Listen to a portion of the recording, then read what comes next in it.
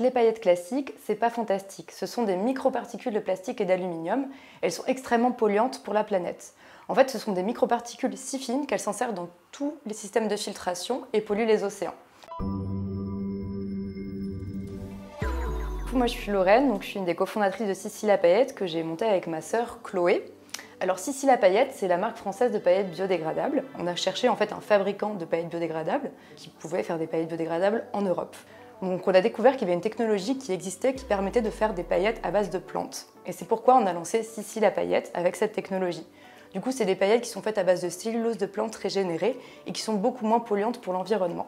Alors on a deux gammes de paillettes, donc la première qui a été développée, c'est de la cellulose de plante, donc c'est un fin film, et par-dessus on va rajouter un vernis pour permettre de faire briller et rajouter les pigments. Dans la première technologie, il y a encore un peu de plastique et d'aluminium. Il y en a moins de 8%, ce qui font qu'elles sont hautement biodégradables, c'est 87% en 4 semaines, mais pas 100%.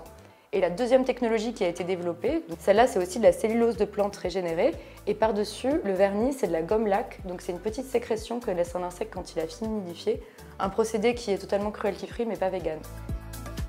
On pourrait penser que la paillette c'est assez niche, mais en fait la paillette on en trouve absolument partout. Donc pas mal dans le maquillage, mais aussi dans les loisirs créatifs et sur nos objets préférés, donc les coques de téléphone et les porte-clés, plein de choses comme ça. Donc en fait la paillette ça concerne finalement absolument tout le monde. Après ce qui a été difficile c'est justement de sortir un peu de ces quelques premiers clients et de sensibiliser les gens à la problématique écologique. Mais par rapport à des grandes enseignes de maquillage, on va vraiment être sur les mêmes prix, voire un peu moins cher.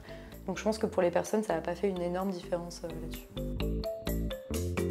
Ce qui a été le plus difficile, c'est qu'en fait on s'est lancé vraiment toute seule, sans rien, sans mentor, sans incubateur, sans quasiment de fonds en fait aussi.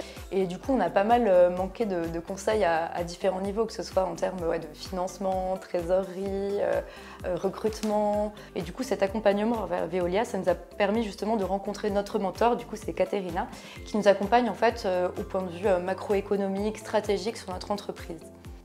Nous avons commencé notre collaboration en octobre l'année dernière et mon rôle c'est de les aider sur le développement sur les aspects macro, stratégiques, financiers. Nous avons regardé le business plan, le marché, les revenus et les coûts du projet. Nous, de notre côté, on a les outils pour faire pousser les nouveaux métiers et en même temps, c'est aussi une expérience terrain où on peut soutenir des petites structures qui vont se développer. Katerina nous a pas mal challengé sur quelques sujets, quel était notre marché cible, où est-ce qu'on avait envie d'aller, et ça nous a permis d'y voir un peu plus clair sur la situation présente et aussi sur l'avenir de notre entreprise. Ce qui m'a plus marqué dans ce projet, c'est la collaboration avec Lorraine et Chloé. C'est l'enthousiasme et les compétences qu'elles mettent dans ce projet qui leur tiennent à cœur. Et le fait que dans tous les aspects du business liés aux consommateurs, il peut y avoir des aspects durables qu'on n'envisage pas forcément. Alors aujourd'hui, on aimerait bien développer notre gamme de produits parce qu'aujourd'hui, on vend seulement des paillettes libres qui, pour être appliquées, doivent être collées avec un baume. Et on aimerait bien justement créer un produit qui permettrait d'être appliqué directement sur la peau.